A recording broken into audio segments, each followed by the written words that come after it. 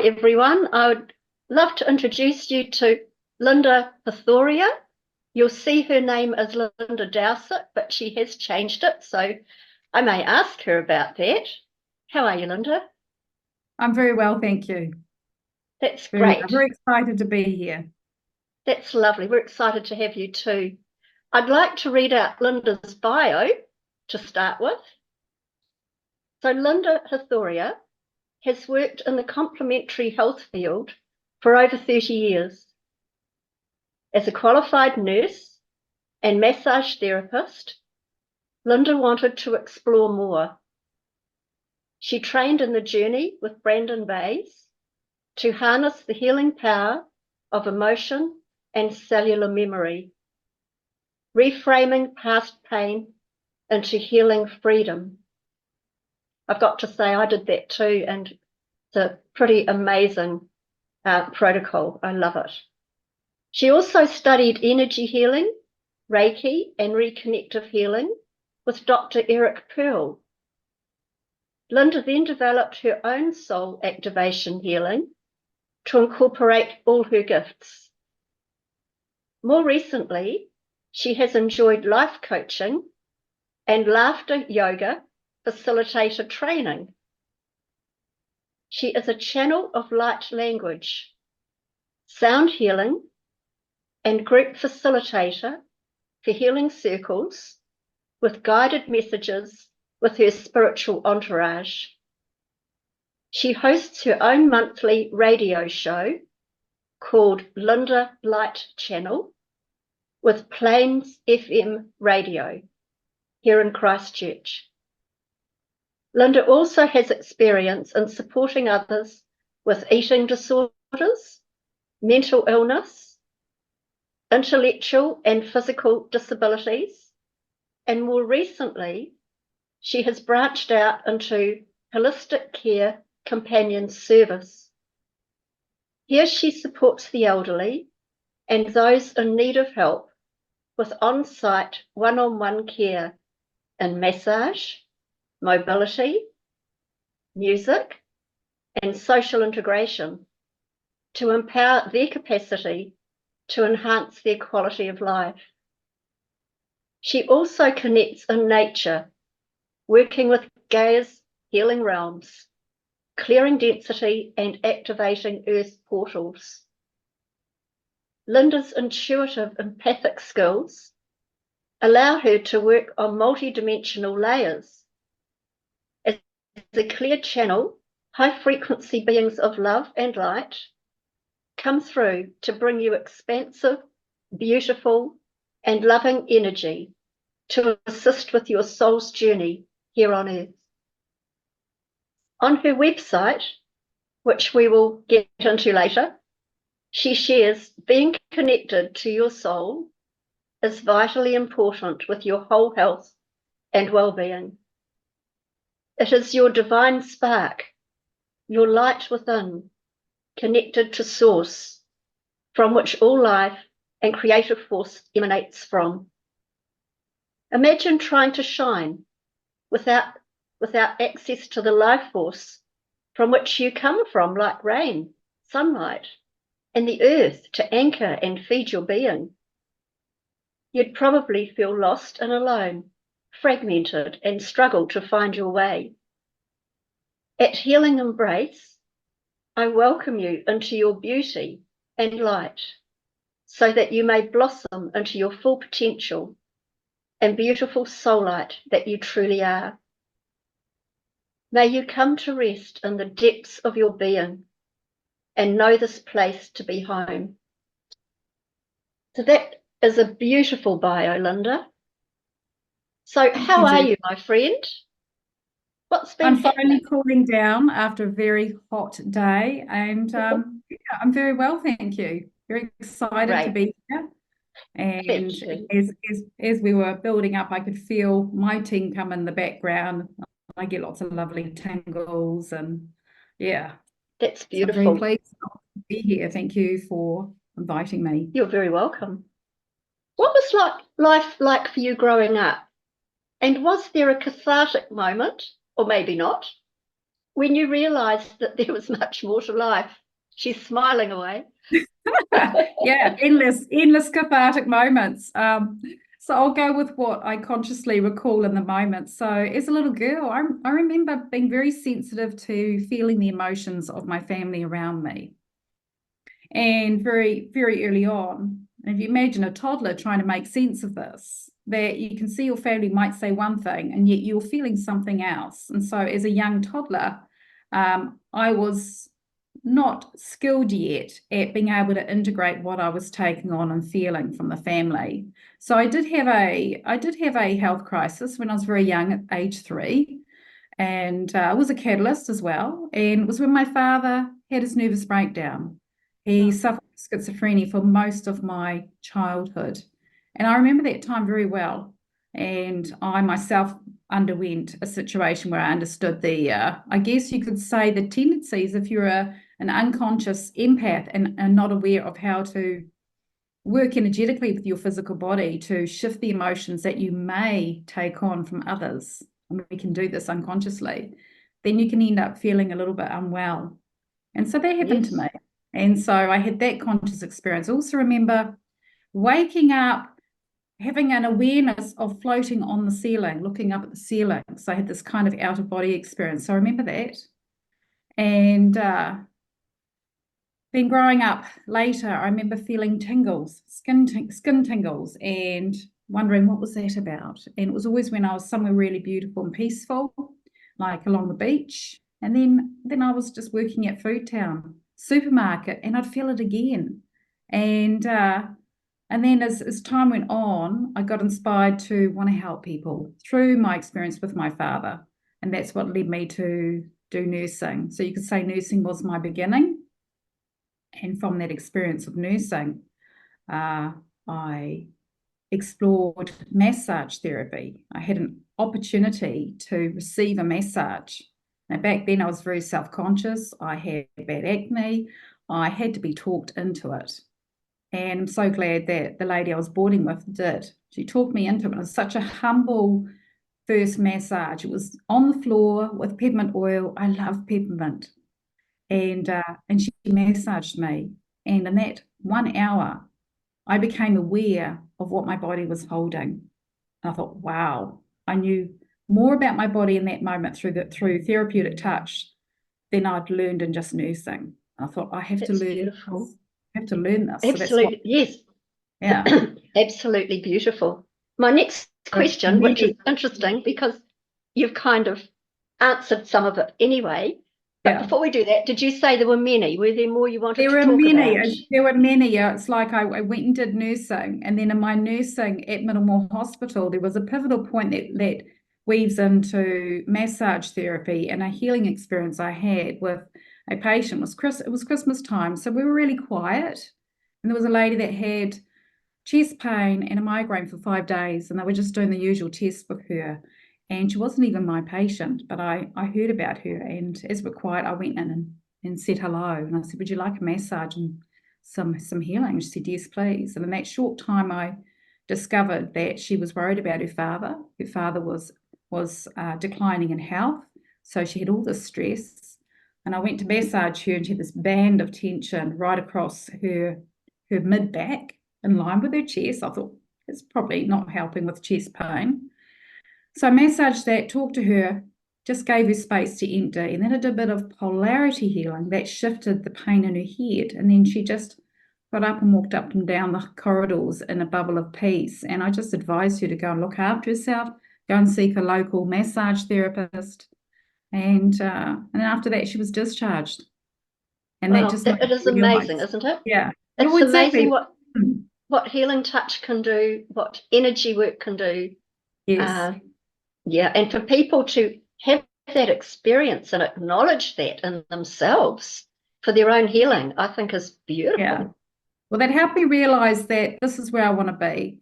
In my nursing training, we had a phrase, you can be the ambulance at the top of the cliff or at the bottom. And the top of the cliff was more about holistic, complementary healthcare, primary medicine. Whereas you're in the hospital, you're at the worst case scenario. And there's a place for that, of course.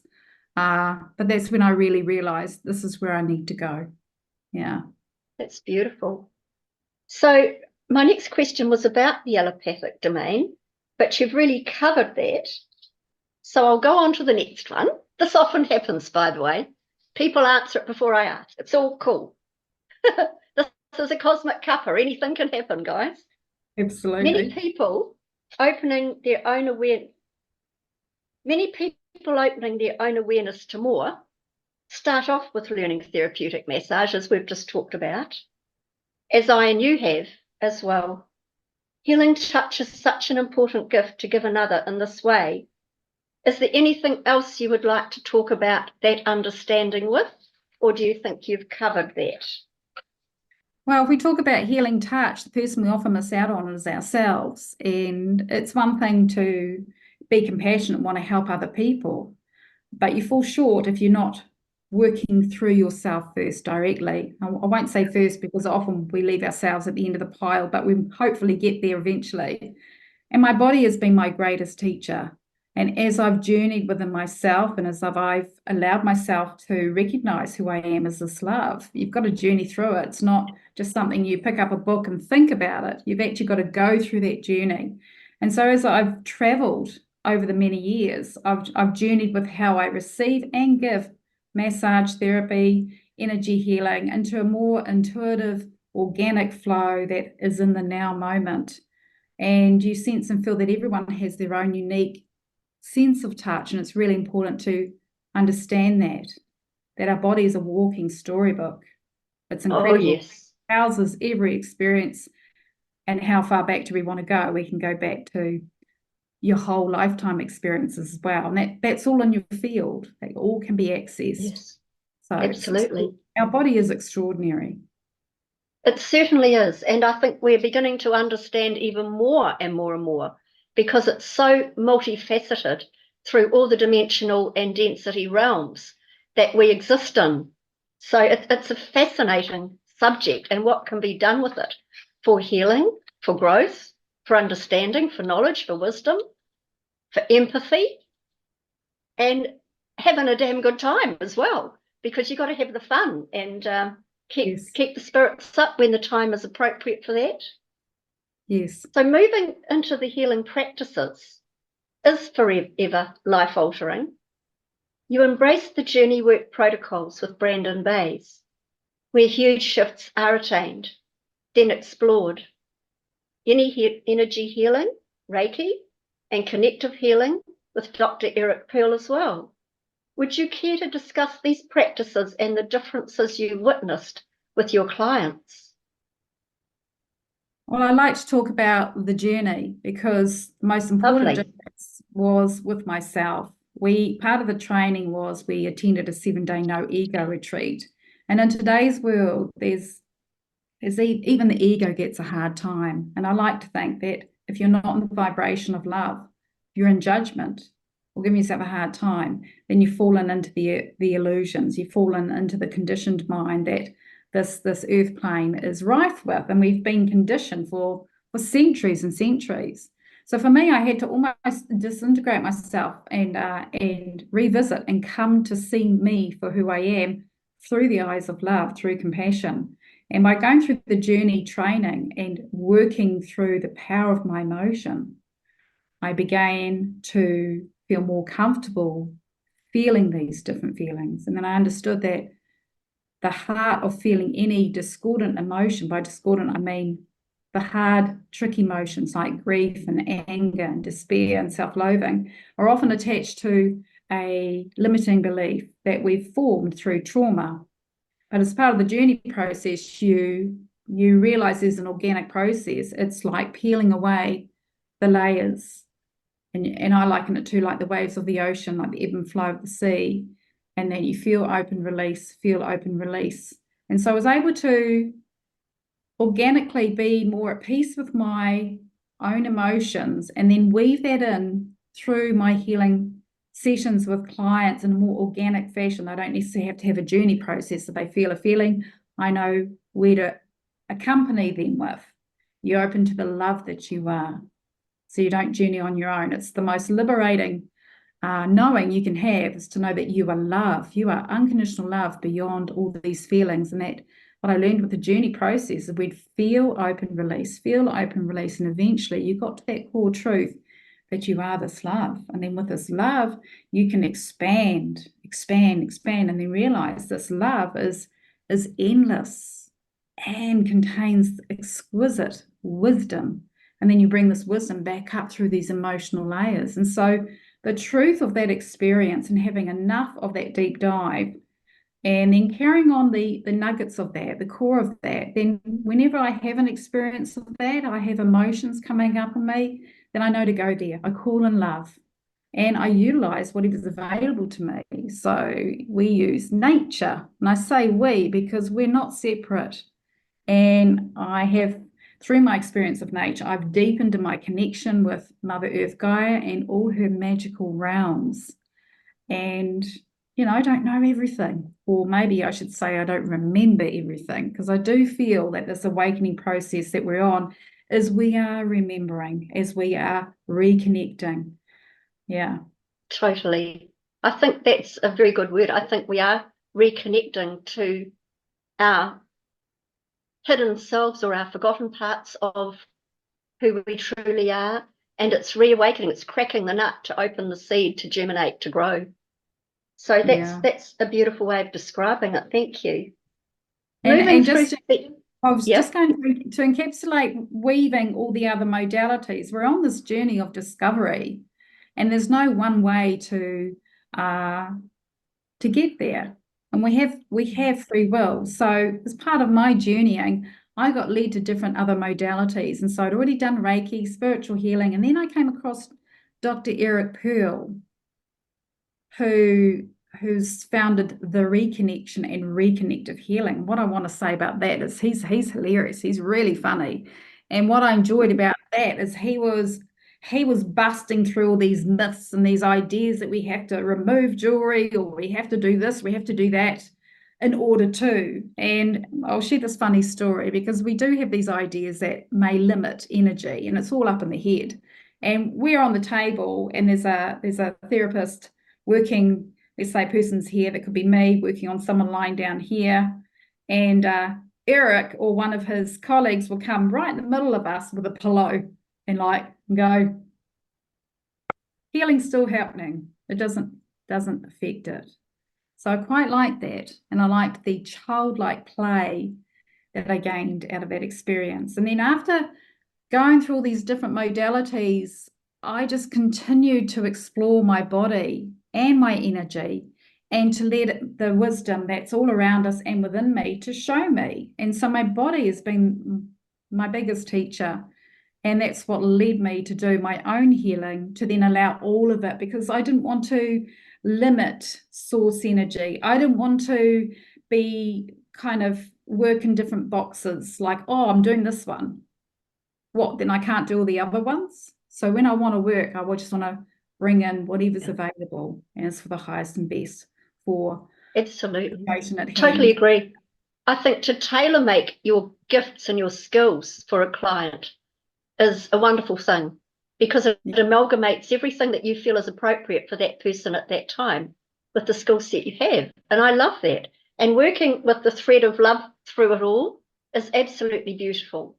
And I think that's really the ultimate, isn't it? It's just beautiful. Knowing you can moderate, knowing that you get some that may not be comfortable with sound healing, because I bring through sounds through my voice.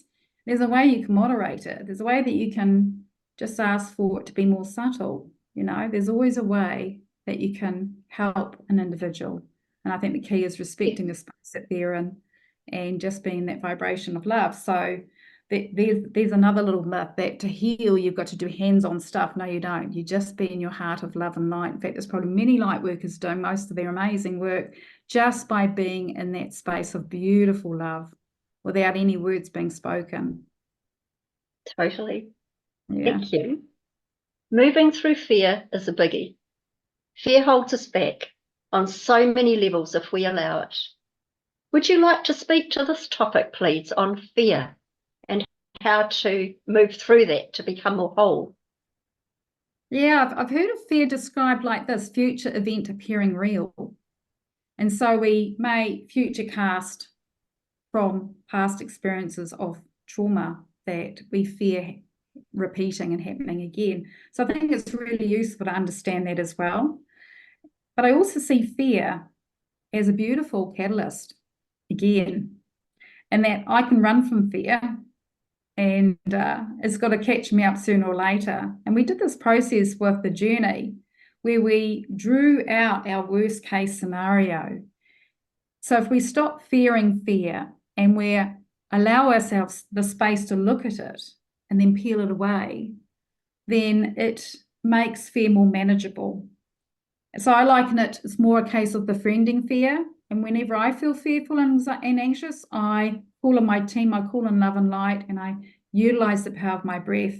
And I work with that feeling and that energy, and I go deeper and beyond. So I think fear is here to be understood, and then to befriend, and then to bring the love light that you are, to transmute it. And when you learn to do that for yourself, you're able to do that for others as well, who perhaps cannot learn to do that, because there are some that don't have those capacities, but you can still help them. Yeah. That's a beautiful answer. I love that. Beautiful answer. More recently, you developed your own soul activation healing that you spoke about to your repertoire. A quietness opens when love opens to express and embody now fully, as hope, trust, and surrender. Here, a new horizon invites you to deepen, awaken, and see your divine soul as love. I love these words that you wrote. They're absolutely beautiful. So can you tell us a little more about your soul activation healing? Well, as a light worker and as a channel, I haven't always done conscious channeling. By that, though, I would say as channeling, we tend to know it as you bring through beings of love and light, and they use your body and you transmit sounds and messages. But I do believe it's part of our divine matrix that we do channel energy. So the word channel can encompass so much. So the way I look at it is if I go back to my first experience of feeling energy move my arm in a spontaneous fashion while I was doing healing on someone, I then trusted that. I breathed into that and allowed that to happen. Then I started spontaneously clearing density from a person's auric field. And there would be moments where it would feel literally like cloud. It's absolutely amazing. You can feel it's like cloud. And so I was able to allow that to happen. And that's not me saying, oh, I better do this, I better do that. I allow my hands to sense and feel the field. And then I trust the source of spirit to move through me. And that includes my hands doing spontaneous movements to shift and clear.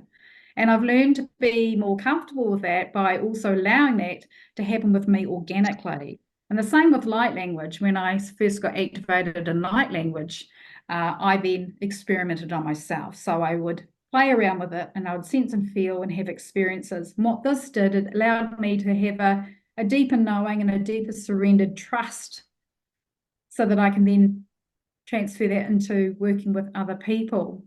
And so with soul activation healing, I just felt the call to, and I got guided. They said, we'll call it this. I said, all right then, because I'm aware that light language activates, and I've been told different things from my team about what light language does or what I do or my capacities that I do. So I liken it to we're like a computer. We have this hard drive software, and we're all activators actually in some way or another. But some of us have key code activation in our field, in our capacity and our abilities to be able to unlock those capacities in another when the time's right. So it's not anything that is forced.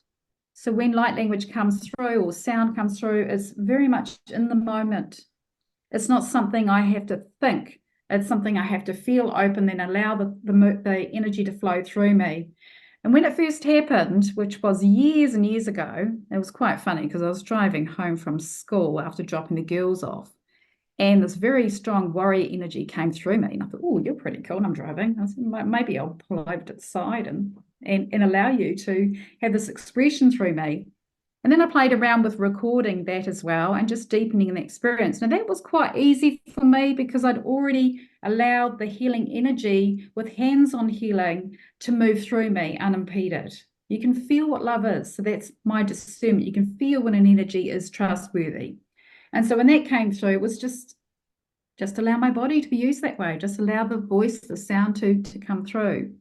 And so soul activation healing is pulling all of that in to meet the now moment. And so often I can get shown trauma that's in the solar Akash, which is basically working with the whole history of the being. And I get shown to clear certain things in trauma, old wounds. Sometimes I work with beliefs, and also bring through positive, empowering lifetimes that bring a strength to the individual, whereas I might think, oh, I'm just this person now. Well, no, you've actually been lots of other things too. And there's a time and place when the being's ready to anchor that in more fully. So soul activation healing is a way of just incorporating all of that. Yeah. It's interesting how important sound is.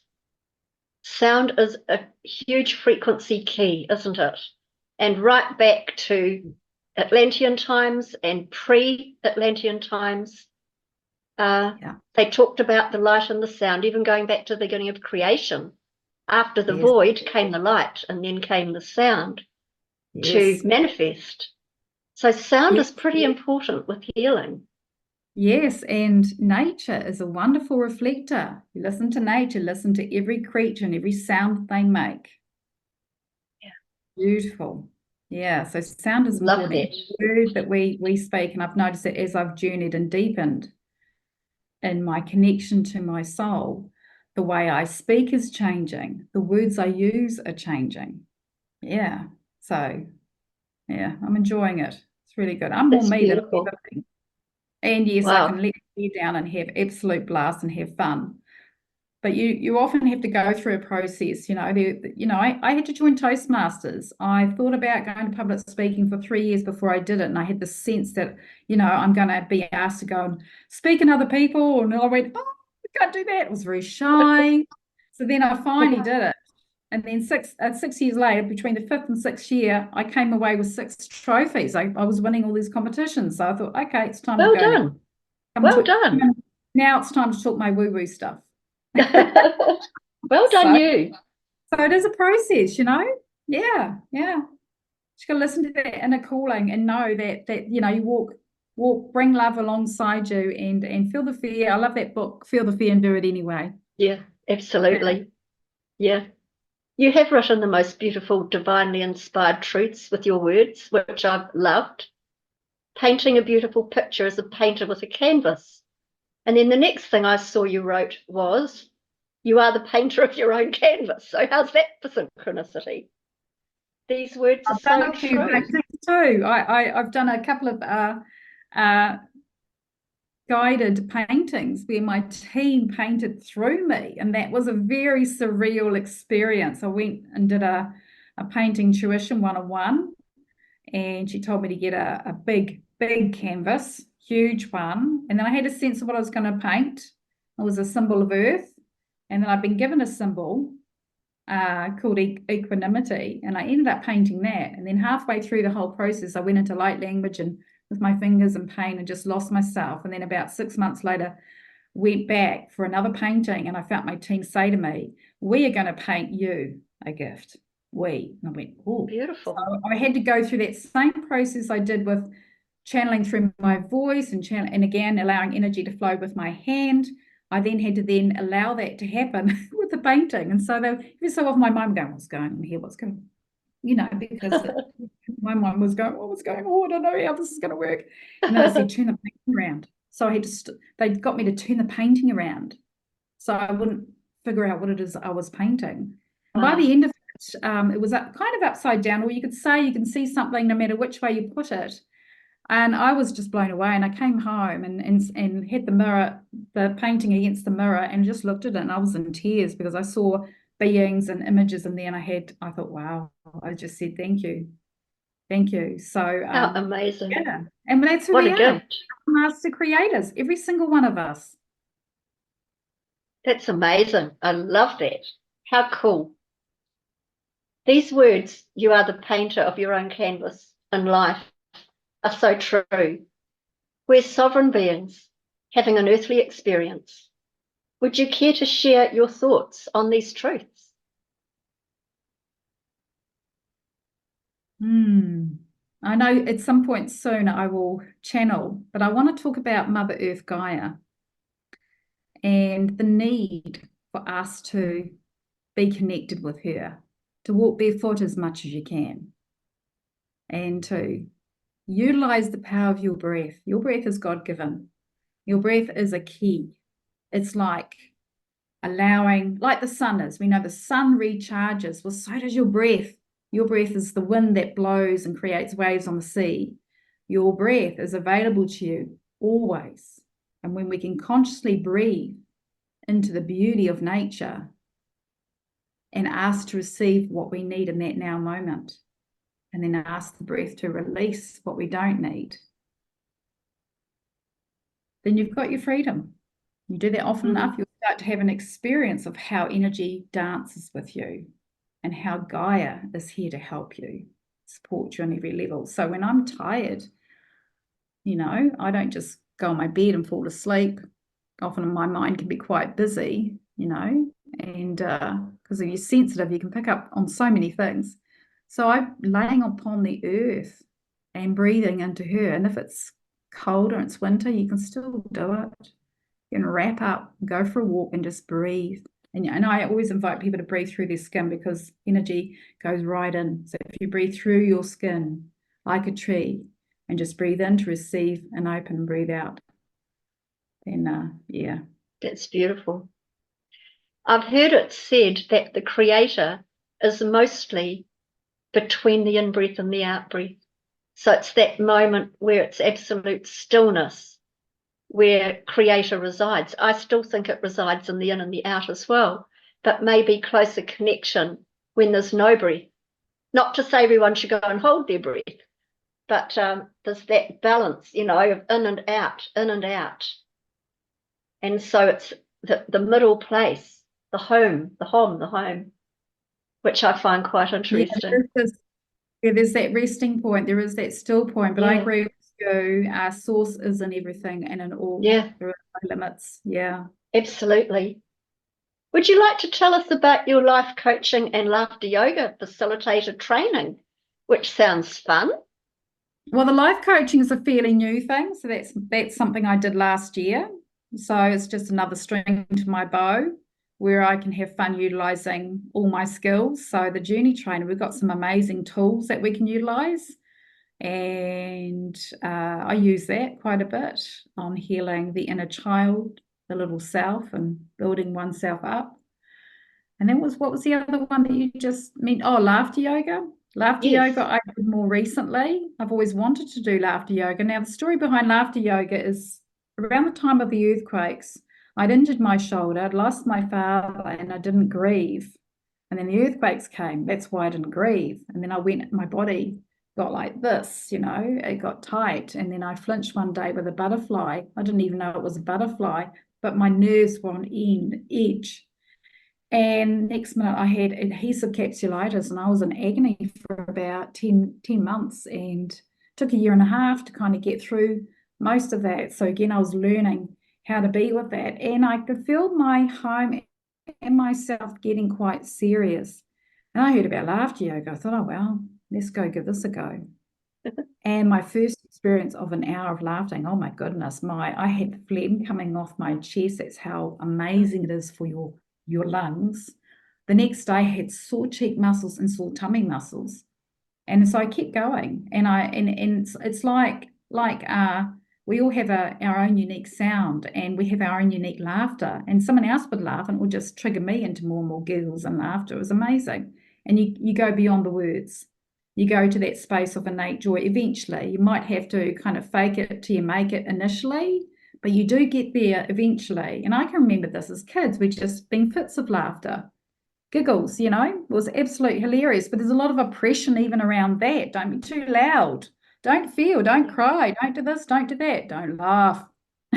So, and what happened to me is I went home and I got caught up in a little argument, as you do, with my partner at the time, and I started laughing. I saw how futile it was. I started laughing. He didn't like it, but I carried on laughing. I said, there's no point. So it was very therapeutic. And so that's why I started to learn it as well, to just give myself another opportunity to be able to offer something to the community to help. And I do that first and third Tuesday currently at the Robert Gray Life Centre here in Christchurch. And yeah, that's laughter. It's really lovely. It's a beautiful thing to be doing with everyone laughing away. I think that's fabulous. It gets all the muscles going too, doesn't it? Particularly the belly. The belly laughs are the best. Yeah, and what's interesting was founded by Dr. Katari, who in 1995 with only 5 people in a park in India. Wow. And observed pain being reduced with clients that started laughing. It's absolutely amazing. Wow. Could you please tell us about your monthly radio show called Linda Light Channel on Plains FM? And what sort of topics do you discuss? Now, I know a little bit about what you discuss, but for others that may not, would you like to talk about that? Yeah, well, I've been doing it for about 1.5 years now. Before that, I was with News for the Soul, which is done in Vancouver. Now they're just repeating my show, but that was my first experience with having a radio show. And I just get guided. I tune in. I have a theme each month, and I just tune in about a week before the show and just get guidance on what to do. Every second month, I interview a guest. And as part of the show, I always allow time for a guided meditation and a channeled message. And so I've got one coming up, which I'll be recording this week for the 3rd Tuesday this month. And this one, I'm going to bring my gong in, which is quite a mission because, yeah, it's to herald in the new year. Of course, we are in the year of the dragon, and I have partly written a book over the last few years with the dragons channeling through me. So I'm taking that leap of faith to read a chapter of that. And yeah, it's just spiritual topics, and me sharing my own experiences to give the listeners an opportunity to maybe explore more about themselves, speaking from my own direct experience, that they may discover that they too can access this magic inside. And yeah, so I love it. Absolutely love it. Yeah, Plains FM do keep the last 6 months shows on my channel page, so you can access it by just either through my website. There's a little banner that says listen to my radio show, or go to Plains FM website and just put in Linda Light Channel. You'll see the last 6 months shows there. Yeah, but it's always of spiritual nature. Love it. Absolutely love it. Would you like to tell us about your work, please, in holistic care companion service and what that entails? Because that sounds fascinating for those that are needing help in that way. I kind of fell into that this year, and it's a way of me going to see an elderly person or someone in need, whereas they couldn't come and see me. So I can go to them. And so at the moment, I'm working with a couple of clients for about just over an hour, a couple of times a week. And I utilize all my skills, and it's really meeting them where they are at. So you could be dealing with someone with dementia. So I'm thinking, how can I engage this person? And a lot of what these people need is just unhurried time to be present. So I'll use a lot of humor. We'll joke. And I've been using my guitar, bringing my guitar in and then playing the guitar. Recently, I've just bought a hand pan drum. Wouldn't have a clue how to play it, but that's the whole point. Anybody can bring it. And it's just bringing a simple experience that's going to awaken the heart. When the heart opens, you become more present. And of course, I utilize things like massage and taking the person out to a cafe or to a park, taking the time to stop and pause at a flower. You know, it's just unhurried, present time, quality time in a way that you can acknowledge and be present with the individual. Yeah, it's an honor. It's really beautiful. So that's feeling new, and yeah, I'm enjoying it. I think that's wonderful. And also talking about left brain, right brain. So getting them out of the thinking mind and into the feeling part of their mind with sound and touch, which is so important for all of us, really, but it's opening up another avenue in a way that they can dialogue or have communion with you in those Yes. times. That's quite lovely. And I'm sure it enhances their lives too, Linda. Yeah, absolutely. Yeah. And it's, I'm finding music is really resonating with one individual, so much so that we actually sang a song for his family, which got recorded and sent to the rest of his family that don't live here. That's so cool. Yeah. That's so cool. That's beautiful. Would you like to talk a little bit about the value of edible delights and nutrition, the value of eating well from your perspective? Edible delights. Well, I got Yes. inspired from a book called the Ringing Cedar series about a beautiful woman, Anastasia, yes. Yes. So she lives in the middle of the forest at one with nature. She sleeps with the bears, the wolves, and absolutely amazing. And so there's a volume of books, and I remember reading these books, and being inspired by even how we are here to connect to nature for our divinity, for a divine expression, and that it's our divine right to even have our plot of land. So there's been quite a beautiful movement happen in Russia, but elsewhere as well, where families are creating a piece of land where they then work and create their own garden. And she says there will be no illness if you plant and grow all their own plants, and there's a wisdom there, and that even with holding seeds, you can put a seed, as long as it's not one of the artificially treated seed, but if it's an organic seed, you can put that seed in your mouth and let the saliva nourish the seed, and will pick up the information from you, and then you can put your warm breath on it like this and then put it in the earth.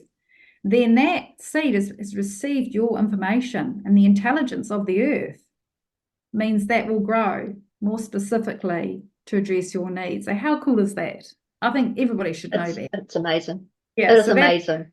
Yeah, and I also like the way that she said about eat as you breathe, so you walk out and get creative, get curious, try to eat something. This is why babies want to put everything in their mouth.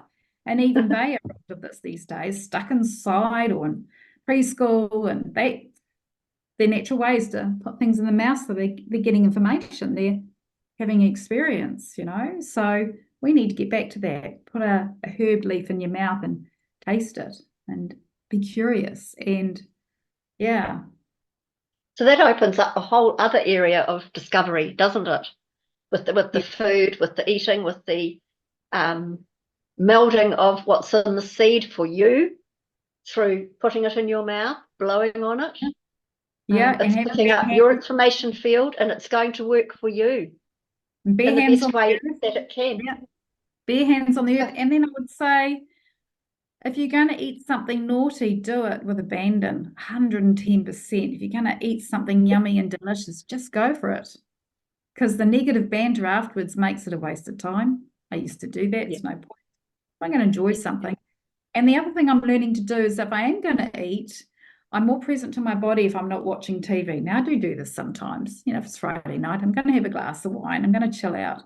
But most of the time, if I'm present and I'm feeling and having a full sensory experience, then I'll be more in tune with my body, and I'll know more easily whether what I'm eating is agreeing with me or not, or whether I'll just have a little bit, So I think that's a key part. And we can also bless it as well, to change the frequency rate before we ingest.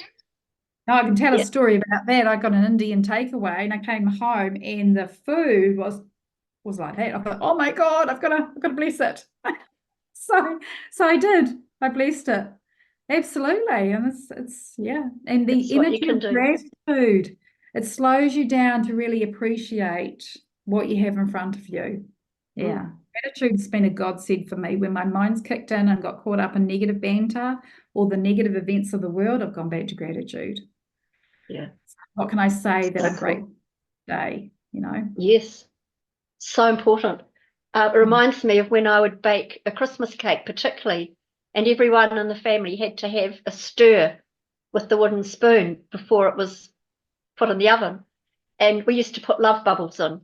And the boys, my grandsons, would always say, now, if you put the love bubbles in, Nana, if they weren't with me, if you put the love bubbles in, and if I hadn't, would say, oh, we better do it now, even if it's cooked, you know. So we put Well, the love bubbles in. that love bubble reminds me of a story I want to share. When I was nursing in London, I looked after a lady who had a terrible car accident, and she had this terrible, complicated fracture of her lower leg, and she had this great big metal cage around it holding the bones in place. And when I came to see her, I was there to go and dress her wound that wasn't healing very well, and she was really resentful and really angry. And I said to her, do you know your body's sensing and feeling all of that? And I had to put this gel over the top of the wound. So you know what we called it? I said, you know what this? She said, I said, it's time for you to get curious about your body and to start appreciating that it's trying to get better. I said, you know what this is? She said, well, it's just gel, it's just water. I said, no, it's not. It's a love bomb. So I started to be creative. And what was really interesting, over the course of that month, she started to look forward to having her leg dressed instead of, oh, I don't. Beautiful. And her leg started to heal, and her plastic surgeon was amazed. So, you know. And so that's kind of twofold, isn't it? Because not only is the leg starting to heal because her mindset's changing, but because you have said it's a love bomb, it becomes that. Yeah, and when it's applied to the leg or wherever, that's what it's doing, as well as what it's intended to do. I love that. Yes, we can influence matter. Yeah. Absolutely. That's so cool. What do you see? Look again to invite beauty and wonder into your vision. If you seek beauty, feel into the beauty all around you, and you will see it etched in shadows, dancing in light, wind dancing in the leaves, waves undulating in the sun, and your footsteps reverberating through Mother Earth as she sees you, loves you, and provides an endless landscape for you to explore your divinity. Nature nurtures. Now, these are words from Linda, which I absolutely adore. Feeling is key, I believe. We have feelings before words. Feelings come from both the heart and our divine consciousness that connects us to all that is. Would you like to discuss the practice of using feelings as a key to unlocking more of our awareness and potential as a spiritual being having an earthly embodiment, or otherwise? Because we are all that is. Absolutely. So thank you. I became more at peace with feeling when I did the journey training, and that's where I became more willing to feel my feelings and realize, oh my goodness, all the experience that I've been in the past happened when I was judged for feeling or expressing. And so I had to unpack all that. And as I learned to love me, my capacity for love became bigger and bigger and bigger and bigger and bigger. And so when I go through nature, I mean, one of my skills is to be clairsentient, so I do feel energy through my skin. But I believe all of us have these capacities. It's just a case of practicing. And so when I walk the beach, I hear and I feel the wind on my skin, and I see.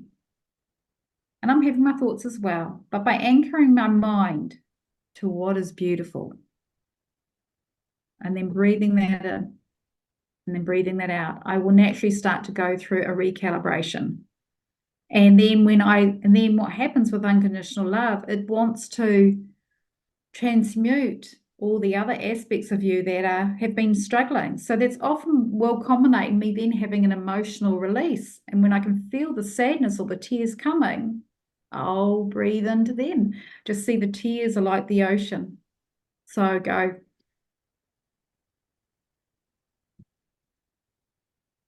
And I'll just see it's just emotion. I'll breathe in and I'll breathe out. It's often the judgment that gets in the way, and then we want to go to think. But eventually we've got to come back into feeling. open, and release. Yeah. Well said. So important. It's very empowering, isn't it? Knowing that we can do these things for ourselves and for others if we're in the right frame with love. Yeah. We are a pure light love energy. Funny, I said that just after what we're talking about. You channel light language, beings of light and sound. In service, I am, Linda says. You channel guided messages with your spiritual entourage. We would be very grateful if you would care to share insights with these realms for these times we are moving through, and any information deemed important for us or sound frequencies. If you would like to do that for us, we would be very, very grateful. I think the best way for me to do this is to call on my team and to go into channel. Beautiful. I really appreciate that, Linda. Yeah, yeah. So as all of us are sitting here listening and being here, join with me with your breath. I invite you to close your eyes, place your palms face upwards like this on your lap, and your feet flat on the ground. If you're lying in bed, it's perfectly fine. Just put yourself in a beautifully receptive mode of receiving. I liken it to relaxing your body on a still lake. When you relax, you float. Bring your breath through your skin. Imagine you're walking through a beautiful forest. You can feel the leaves beneath your feet, and you can smell the fragrant sap of the trees. You can hear the wind blowing, and you can see the light and the shadow dancing with the wind and the leaves on the earth. And you can hear the birds singing and the crickets. And you breathe into the beauty that is before you. Breathing in to receive and open. Breathing out to release and let go. And this is how I bring my energy up to a higher frequency to allow myself to receive what it is that I need to know right now. And when I go into channel mode and bring through some healing, be with your beautiful breath. Just breathe into all that you know to be true to yourself. Breathe into kindness, breathe into love. Welcome the sensations you may feel as energy dances through you. Simply breathe in with gratitude, open, and breathe out.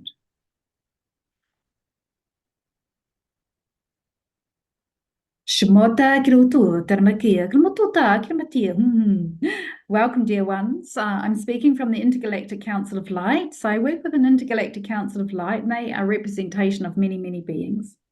So what is light language? We are many, many light languages. It's not just a language, but it's also a dialect. It's also a transmission. It brings through healing frequencies. We liken it to the spark of creation, divine sound. Transcending the linear way of thinking of the thinking mind here on the earth plane. We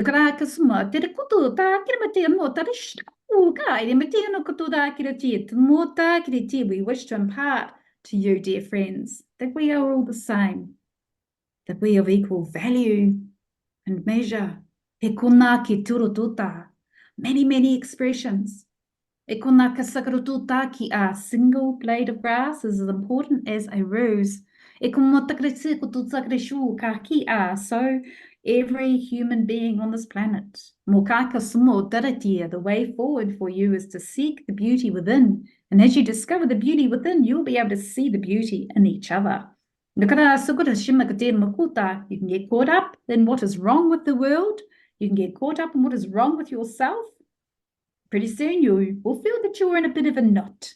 So herein lies the wisdom of your body reflecting to you how you are dancing with your energy, dear hearts. Your body is magnificent. And you probably recognize that, yes, there's many times of arguing with the body. Shouldn't be feeling this, it shouldn't be feeling that. Oh, it's been a pain in the right royal. something. And yet the body is doing its best to serve you, to reflect to you the magnificence that you are. You are magical, magical beyond belief. Imagine a child. Remember what it's like to be a child? Children, observe them their freedom to dance and splash in a puddle. To get covered in dirt and muck, not worry about the laundry. So to harness the magic of the inner child, the freedom. Yes, Mother Earth Gaia, you're on a beautiful planet. She is here as the Divine Mother to hold you, nurture you.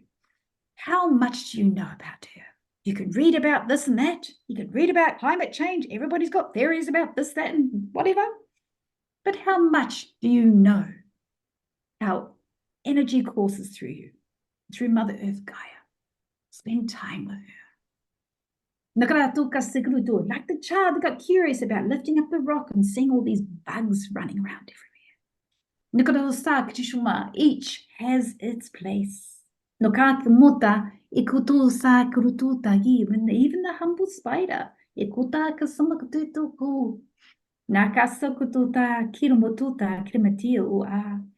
Beautiful planet Earth. Linda wants to share a memory that she has. And I'm a conscious channel, so I can come in and out, speaking with me and then channeling them. And so their memory is I was at Botanical Gardens. It was in autumn, and the wind was coming, and the leaves were swirling around. And I just stopped and sat and spoke to Mother Earth Gaia, and I said, how do you do it? How do you handle all that's going on upon you? And she just said, through my inner vision and through the energy of telepathy, they are all my children. I love them. So feel into that, dear hearts. Nuka Kitu, the Divine Mother. No takiro tu takimoto sakiri tu. This is the flow. This is to go with the flow. To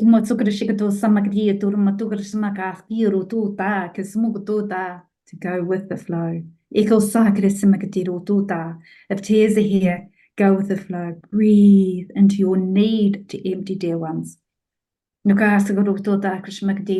into the need to comfort yourself and know that you can. If you long for a hug, hug yourself. Give yourself the things that are going to bring comfort. Could be a warm blanket. Could be wearing your favorite clothes. Making yourself your favorite cuppa. Know how love feels and wishes to express through you. So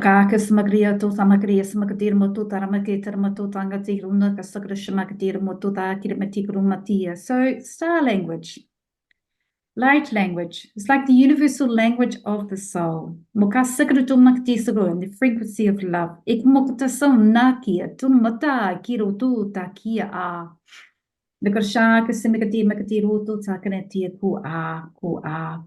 so it is, and so it is, and so it is.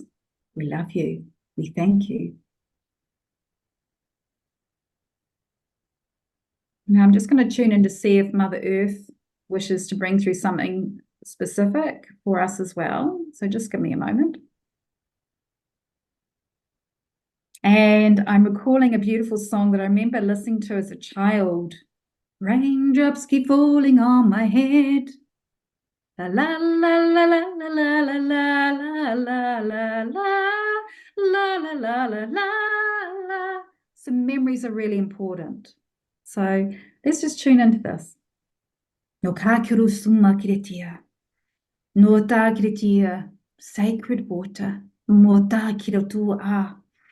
No karatia kurosha. Dear, dear ones, water is sacred. Every aspect of you is sacred. In your deepest, darkest moment of deepest grief, call upon me. Call upon my tears, my ocean to soothe you. Go for a gentle walk and hear the water of life all around you. Go to a bubbling brook. Celebrate the rain when it falls. E kona te tōta kiroto. Recognize that same water is inside of you, inside your cells. No ka sukratota, pristine water is important to drink clean water. What do you do to energize your water? No ka smukatota kritiku a. Do you filter your water? Do you have purified water? Can you get water from a well? No ka sake shimikatiru tota kritia, even putting water in a bottle and putting it out in the garden will energize the water. Kia mota siku a, even infuse it with a herb or a flower or a leaf. Bless the water. You will increase its vibrancy. Acknowledge the power of water, that the water is serving you. Notice the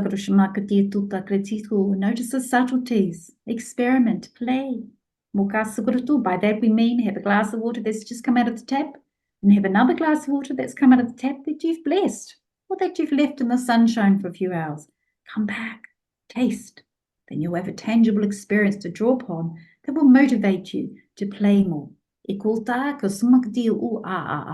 always something inside of you to be able to creatively enhance your experience in your time here on earth and to nourish yourself and nourish your body. Sit upon the rocks of me, lay upon the earth of me. I'm here to recharge you.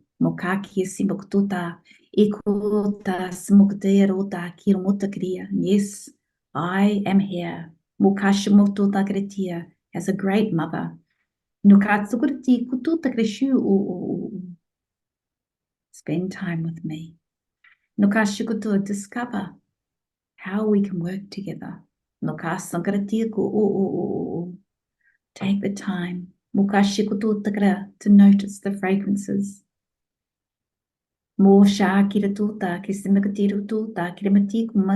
Spend time to grow in your garden. The food you eat will nourish you even more. You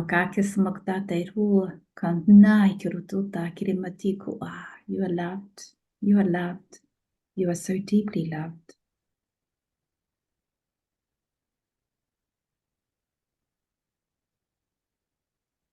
So just breathing into your heart space and into your body and your being.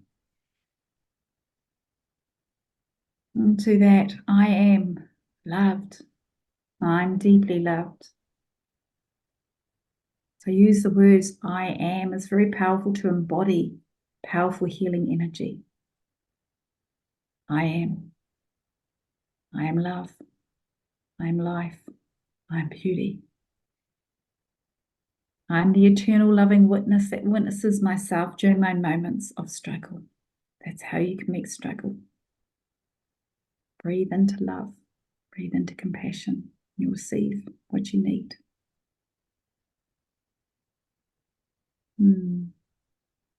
And so wherever you are, dear ones, celebrate your magic. Celebrate your light. Know that you are enough. Know that you are enough. There's more energy coming through me now, so see what else wishes to come through here for the collective.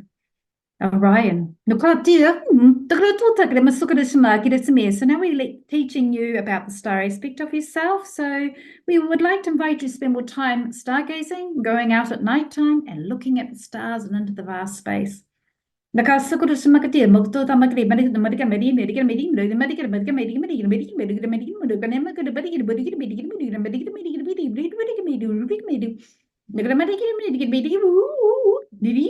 So we're working with your field of light.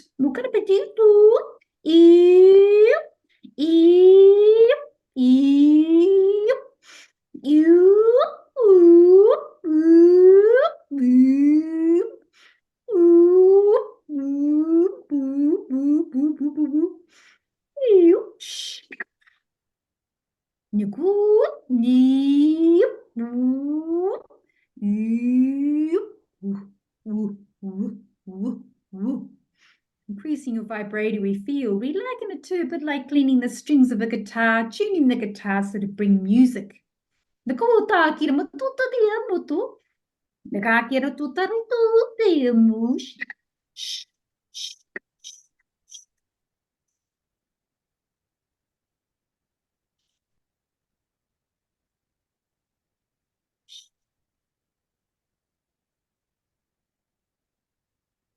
Now feel into your feet. And we're doing a grounding sequence now. Feel into your feet. Feel into your feet like a tree. Breathe down your beautiful roots, your tap roots, down, down, down into Mother Earth Gaia. This will facilitate anchoring this growth. These new aspects of self seeking to give expression here on Earth in this time. Feel the safety of your physical body. It is safe to be here.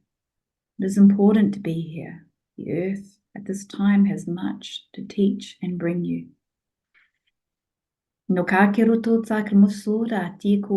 as you honor your body, as you love your body, it will serve you better. Please love your body, honor your body. Time for rest and time for activity. When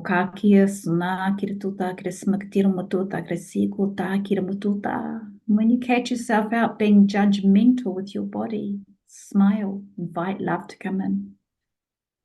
Invite Mother Earth Gaia to show you how to be more loving. And breathe into the energy of compassion. You are living at an extraordinary time of great transition.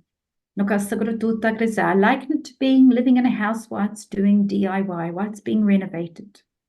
And to serve you, tune into the natural resources available to you, such as your breath, such as your body to sense and feel this planet. What can you do to love upon yourself? And as you journey more deeply with love within yourself, you'll be able to extend this hand for others. Now we return back to the trees, to the energy of the forest. Breathe as if you are a beautiful tree.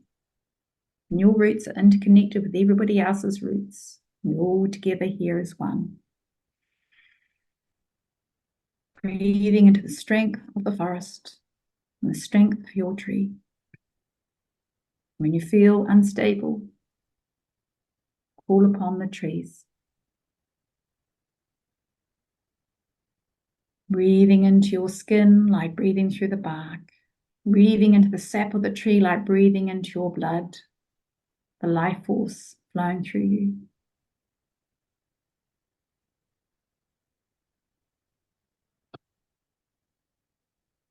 Breathe into feeling integrated and present in the here and now.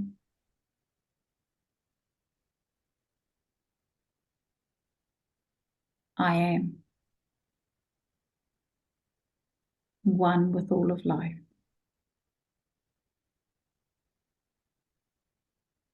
I am the peace I seek. I am the joy I bring.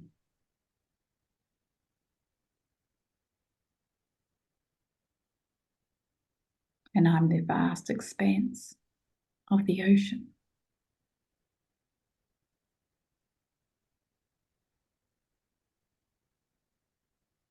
And I am this beautiful moment of peace.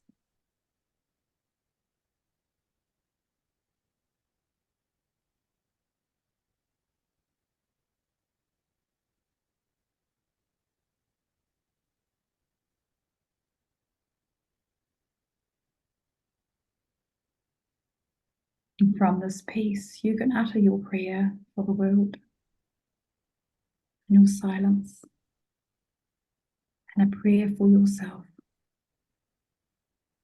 And as you feel into your prayer for the world and for yourself, breathe into the love that you are. It is the wind that gives flight to your wings. Your wings are your prayers. Take a moment to breathe and be with your beautiful prayer in your beautiful heart.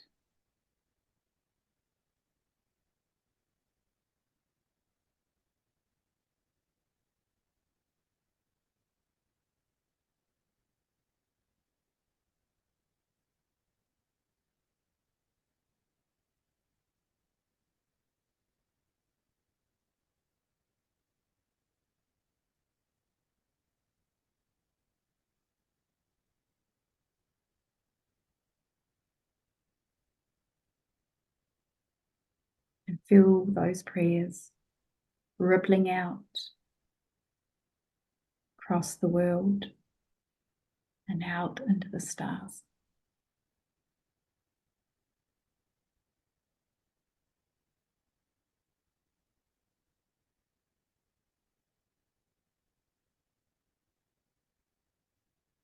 And so it is. And so it is. And so it is. And so when you feel ready, you will find the space to come back into open eyes, fully anchored in the here and now.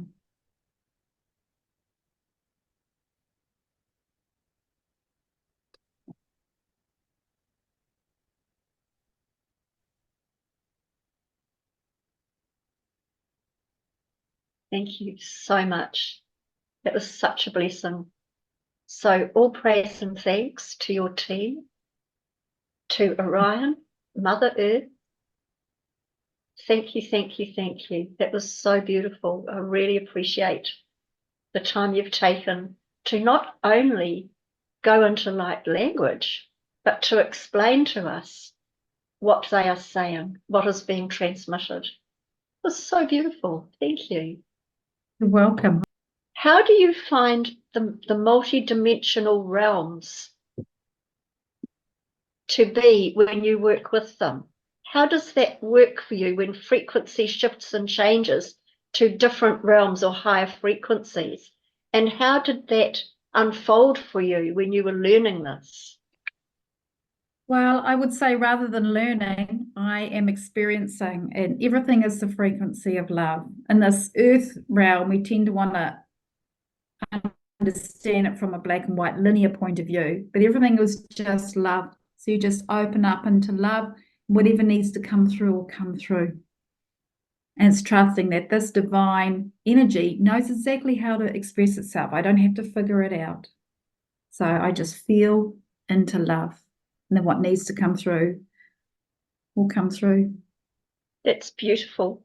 How can we tune in more to our awakening and our beautiful abilities, tuning into higher frequencies? What would be a suggestion from you if we were able to look at what can we do? I would find time to sit in stillness and meditate. It doesn't mean your mind has to go quiet. Often my mind's going, ooh, but if I'm having a moment to just sit quietly and make the space I'm in beautiful. I mean, some days I've only got 2 minutes before I have to dart out the door, but I'll still do it. And it could be outside, and it could be a walking meditation. So it's using your breath to anchor to beauty, that your mind anchor to beauty. To me, that's an expression of love. We see beauty everywhere. It's in every form. It's not as it's been contrived on our earth plane, where we think someone's pretty or handsome. No, beauty is inherent in every expression, every form, and utilizing your breath. And that's how I do it. And know the love that is inside of you. Just keep bringing love along for the ride. So give you an example. When I was going through several dark nights of the soul and huge emotions welling up in me, the gift of not always having family available to be support has been that I had to discover how to support myself. So it was the greatest gift, really, blessing in disguise. I would go to a tree. I'd go and find a really strong tree. And that's what I did. And I leaned into the tree and I would have a tsunami of tears and I would have my moment. So I learned how to nurture myself so I could let go. How can I keep myself in a safe space to let go? So rather than us waiting for that safe person to be available, you are that safe person, and you can call in your prayer. So many different ways, freedom, dance, there's a whole lot of stuff. It's like, I'm just sharing what I've discovered, but each one of us will have our own unique, beautiful ways, but you are the safety. Yeah, love that. Absolutely love it. Now, we know we're in the year of the dragon this year, astrologically with the Chinese horoscopes. Yeah. And dragons, for me, seem to be coming up a lot right now. And I know you've had dealings, sightings, Yeah. happenings with dragons. Would you like to share a little bit about that and what it means for you? I went on a beautiful walk along Taylor's Mistake several years ago, and for the first time I saw the dragons in the peninsula and the rock formations, and not just seeing them, but feeling them with my entire being, and then telling me a message. And I went, wow. And then once you see them, there's no unseeing them. You see them everywhere. And then I got guided to go more and more back to the land and do earth healing. By that I mean supporting Gaia to let the earth surface rise in frequency, because there's been a lot of war and devastation and trauma on this planet for eons of time. So it's supporting her to become more magical again, to be in our Garden of Eden. And so I get guided. And dragons protect portals. They're great protectors. And we each have our own individual dragon that we can connect to. And it's not something you rush. I used to think, oh, show me my dragon now. That's not going to happen. I liken it to trying to capture a leaf that's falling. But if you stop and sit in a seat and wait, one will land quite effortlessly. And so they are a beautiful energy to tune into. Yeah, great protectors. Beautiful. Would Energy. you say that's their main role as protector, or is it a way shower, a breaker down of the barriers? How do you see the dragon energies? They're magical. They work with Mother Earth Gaia. So they work between realms. So they work interdimensionally. They work within realms, which is why you'll find them protecting portals, significant portals. And Makes sense, I doesn't don't know the half of it. I'm still discovering. But yeah. It's lovely. Beautiful answer. Yeah. Is there anything else you'd like to discuss before we open it up to questions? Is there something we haven't talked about you'd like to cover? No, I think let the floor open to Q&A. Yeah. All right then. So I'll just put my screen back onto gallery. And if anyone has a question for, the other thing I was going to ask you, Linda, before we do that, you've had a name change from Yes. Dowsett to Hathoria. Would you like to just tell us the story about that before we open to questions? Yes, well, Dowsett was my former married name. Now I'm single, and I wanted to choose a new name. I didn't want to choose my old birth name. I wanted to choose a name that felt right for me. So I waited. I pondered for many months, and then a name dropped in. I thought, that's an interesting name. And then I just sat with it for about 3 months, and then I had significant emotional response with it. And I thought, okay, so it's linked with the Hathors, it's linked with Egypt. So I thought, oh, yeah. And then I had to go up signing it. And I thought, oh, why not? And also linked with I don't sound as recommend well. it, though. It's quite a mission to change your name. Quite the mission with all the things you've got to sign, but Yes. I'm very happy with it. Yeah. So that was just guided and feeling into. I mean, the name is unique. It's Yes, it's like so many other things. You can change your name. of course. Do Yeah. you feel different or feel things have opened up more since you've become in alignment with that name? Or is it just I would unfolding say, in the moment? yeah, no, definitely. And as I was going through that process, I organically went through a process of shedding the layers around the old relationships as well. So absolutely. Yeah. Brilliant. Thank you for sharing that. You're welcome. Appreciate it. So we'd like to open the floor up to questions from our beautiful guests now. If anyone has a question, can you please raise your yellow hand? Hello, Lou. How are you? Good. Hello. How you doing? And thanks, Linda, for such a beautiful, remarkable presentation. It was just fantastic, brilliant. I resonated with so many things. But you inspire me as well to an endless list of questions. So I will try to start from the back up, and I will select several. The Orion team, well, who are they? Who are these beings of your Orion team? So I am learning as you are, and most of my information I get, I channel in the now moment rather than trying to comprehend it through my linear mind.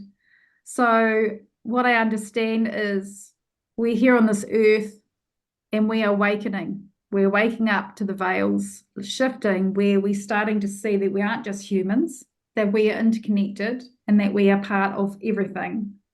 And we've traveled. We've been on different star systems and different planets. So Orion has presented itself quite often as a energy of intelligence to impart. And it's also something we can see up in the sky. So I think that makes it more relatable.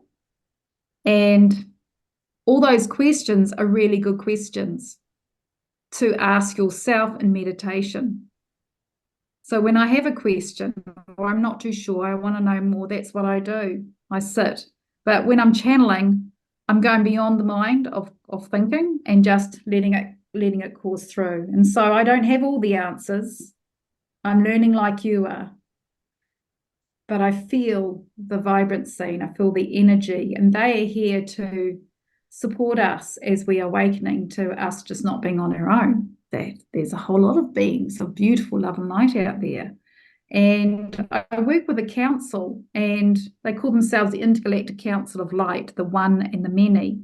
And as I'm growing in my understanding of this, they reveal more and more truths to me as I'm ready. Because if we were to know everything straight away, we'd combust, it'd be too much. Our mind would go, oh, because that's where we are, right? Whereas we've got to, it's gradual. It's gradual. And so my first experience with the council, which may give you a bit of an understanding, is I'd not long moved out of an earthquake damaged home, and I went into a newer home. And so the house felt safer, and I was able to land. And in the landing, I was able to then open to more of my capacities and more of my spiritual gifts. And so the next 6 months, that's what started to happen. I started to deepen all this. And next month, I'm meditating, and I'm going, oh, there's a council. There's a room here of beings and light. And in my mind's eye, I went around and namaste'd them. And there was an empty chair, and they said, "You're part of us." Oh, and I didn't expect that. And so I just then continue like getting to know a new friend and allowing them to come through and impart wisdom as and when it's needed. Okay. What I meant was which races within the Orion team you refer to? There's good beings and not so good beings in the Orion. So that's what I meant. Yeah, I'm sharing my experience of working with the collective and working with a team that represent love, that are of the good, because I won't channel something that's not of good. Yeah. Okay. And, So having said that, there is a role, I think humanity are still yet to awaken to the divine role of even the darkness and the shadow, because one does actually serve the other in many regards. By us being given an experience to journey through the shadow, through a dark experience, we refine our love and our light, and our capacities grow. So I believe there's more of this to come through as well. But they don't reveal everything at one time, because we get too busy in our head. And that's not where it's meant to be. We're meant to come into here and just open feel. And because the safety is to feel the love. Feel the love. And then you'll get to know everything patiently. It's not a race. Yeah. okay. Next, fear as a catalyst. Can you elaborate on that? Yeah, I feel like I've said probably enough in what Jude was asking me. I feel like I've actually answered those questions quite well. And I think, if in doubt, what would love say? So if in doubt, what would love say? When you're in your moment, you not sure. And Brandon Bay said something to me that always she said it to all of us. She said, whenever you are in fear, doubt, and judgment, you're in your thinking mind. And that has really helped me to go, I'm in my conditioning. Who I am is unconditional love. So when I'm in unconditional love, I can walk into a room and just be and allow whatever's there and not feel threatened and just be this embodiment of love beyond fear. Yeah. And so I'm learning, my experience of learning through that is when I do have an experience to walk through, then I will call on love and light to feel into where I'm harboring that fear. I'll feel it in my body. We all do. We all feel fear, don't we? We're feeling it's not outside of ourselves. We're feeling it in the body. So I'll then bring the love and light into where I'm feeling that fear.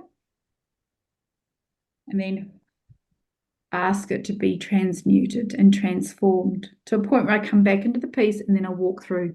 So I liken it to feel the fear and do it anyway, but you're doing it with love alongside you. So it gives you the courage that you need to face certain situations. And discomfort is part of the experience because we're growing to something new. I mean, liken it to a baby. Baby didn't get to walk straight away. Baby got up, fell over, got up, fell over. You know, and we're like that. We're having to go through these our moments of learning to crawl, then walk, and then run. Okay, excellent. Good. Next, you mentioned it that in your journey, you had to disintegrate yourself in order, like peeling an onion in the different layers to get rid of. So how was this process? Can you elaborate on this disintegration and up to what level, up to the very end of it? Is it, how can one go through this vanishing of self to the point that we can reconstruct ourself into a new journey?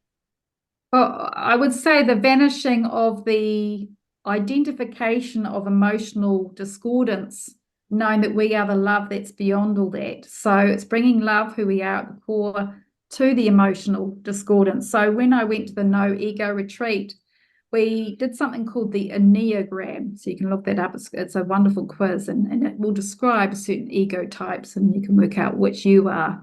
And it's just a guide. I liken to the ego was like the personality self that was developed when we were children growing up in this world where we had to compromise, we had to present to the world and to our family and our loved ones and society at large an acceptable version of ourselves. So it warrants to meet that part of ourselves with compassion. And I woke up to what mine was. And mine was, she thought she knew better. And I understood why others didn't like to be controlled. And when I got more fearful or anxious or worried, I'd go into control. And I was my own worst critic. And so if anybody was to criticize me, I took it to heart because I was already had this voice inside of my head trying to get everything right. So I had this idea of perfection. How can I, and I woke up to the futility of that. And I realized, oh my God, life is already unfolding as it needs to be, and that arduous journey of trying to seek perfection and criticizing myself was futile. So when I saw it, I disintegrated and I just collapsed in tears. I didn't physically collapse, but I just saw it for what it is and was liberating. And many moments, and when you have a moment where you know that love can hold you, it gets easier each time. And so, it just gets easier. Now I have very strong emotion. I know what to do with it. And times I've gone to the beach and allowed the ocean to be with me as I've journeyed. I've gone through such deep emotion. I liken it to a woman wailing at a tonguey. I've been able to do that now.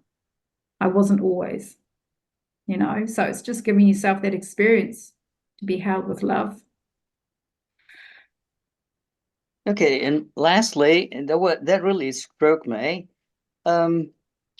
You said that our bodies are walking stories, and that's beautiful. And also you mentioned it and Judy confirmed that we're trying to pick up this remembering, or we attempt to this reconnection. Would you say that we are then, we are ourselves the Akashic records? Yes, indeed. Yes, indeed.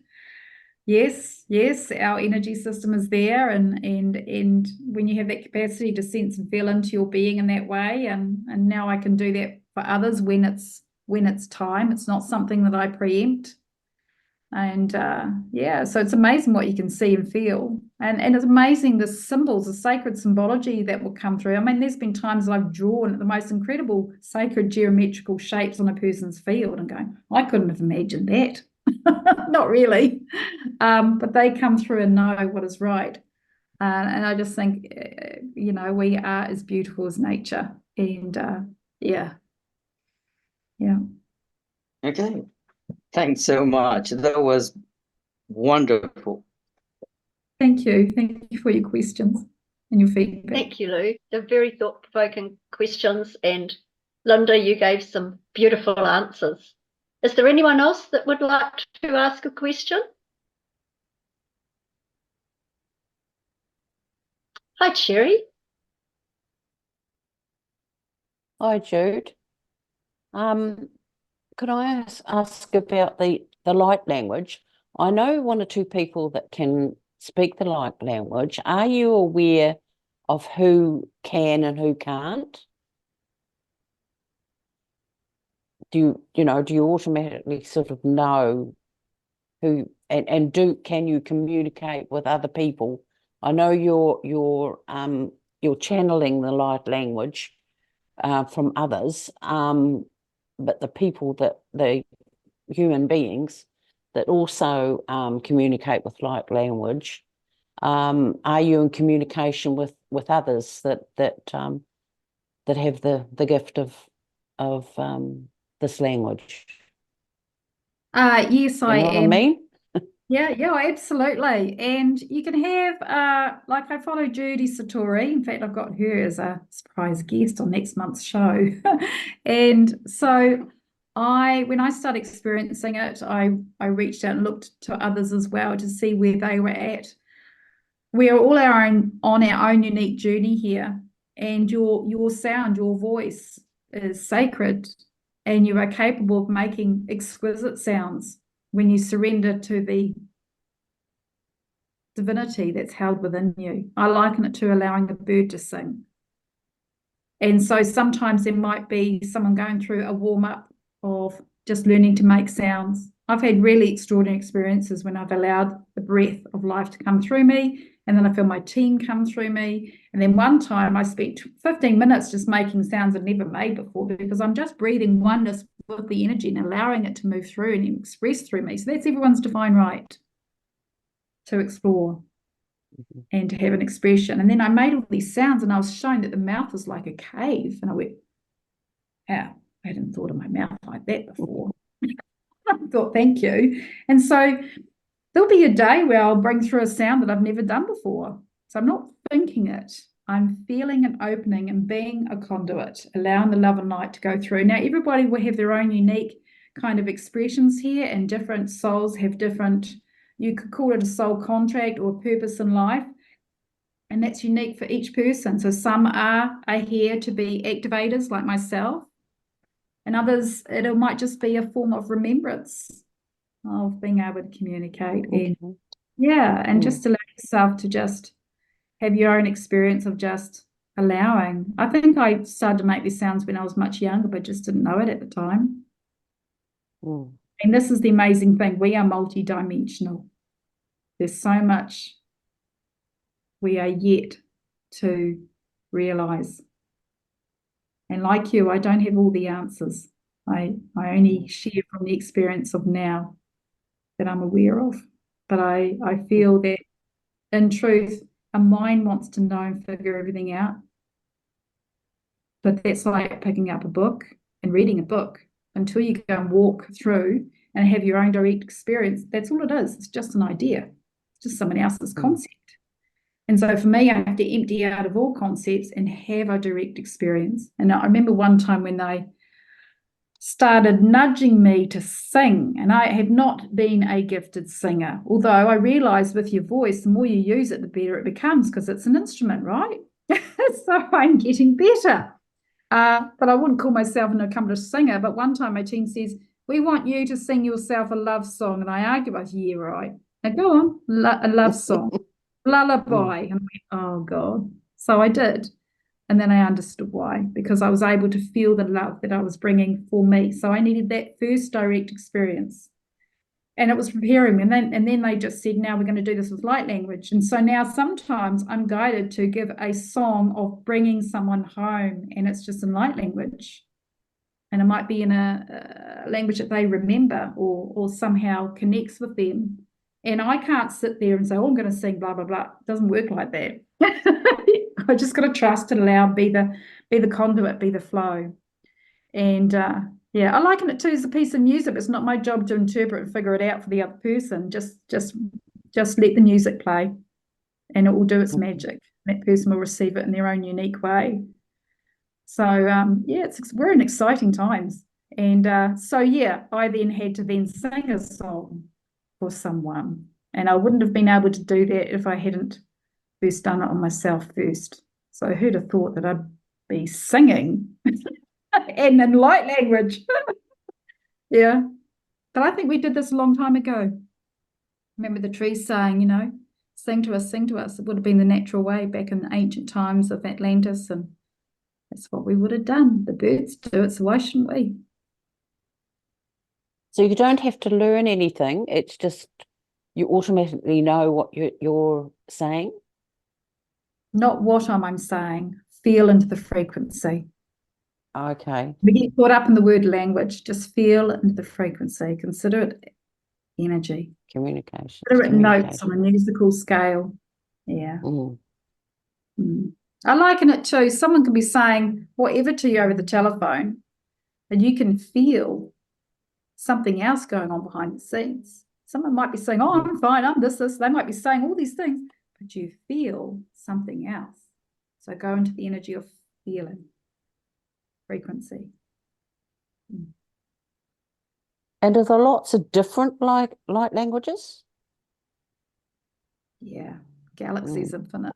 So when I first started doing it, I started feeling different sounds come through me. And then one time I made this new one. I thought, oh, that's different. What's that all about? And it was H sounds, and they said it's to do with love. So yeah, many, many different sounds. And you see there were some things that I do that actually, and I visually can see what that energy is doing. Yeah. Because many years ago, I heard someone with it would have been a light language, and there was lots of clicking and clacking and clocking and all that sort of thing. And I thought it was quite different. You would hear those sounds. Yes, you would hear those sounds in nature, and the whales and the dolphins. So yeah, I mean, yes, they would have been the same sort of nature. That was about 30 years ago, at least. It's amazing, isn't it? It's amazing. So your body just wants to be enlivened, be awakened, and yeah. Okay, thank you. You're welcome. That was fantastic, Cherry. Thank you so much. And thank you, Linda, for your answer. Linda, I'd like to thank you so much for coming on this evening to A Cosmic Cuppa with Jude. It's been absolutely illuminating. It lets me think more about soul contracts before we incorporate or bring into corporeal awareness in this physical body, but also the connectiveness of all that we are. And together we're strong. And so thank you. So do you have any final words at all? Yes, for people that want to look me up. So if you're in Christchurch, then I do massage, energy healing, house clearings. I have a healing circle every 2 weeks on a Wednesday evening at 7. I'm doing laughter yoga locally as well on the 1st and 3rd Tuesday. On Facebook, I've got the Healing Embrace Facebook page, and on there I've got a Linda Light Channel Radio. where I put posts on there about what's coming up. What else can I say? Yeah, Do you have well, a that's where do you have a find it. website where people can Yeah, the go? website is Healing Embrace, and when you go Google that, and then you'll see up the top, listen to my free radio show. That's a link. So you click on that, it'll take you to my page to listen to those. Yeah. That's fantastic. Thank you so much once again. Thank you to everyone. Oh, for, one more thing. Yep. I am available for healing sessions via Zoom. That's on my website. So you Oh, can, like this, fantastic. you can just do it by Zoom. I call it soul activation distant healing. So that is available. Yeah. Oh, that's brilliant. Thank you. So again, thank you so much for being on A Cosmic Cuppa with Jude. If you're watching this on YouTube, please like, share, and subscribe. Peace on earth. It starts with you. It starts with me. So good night, everyone.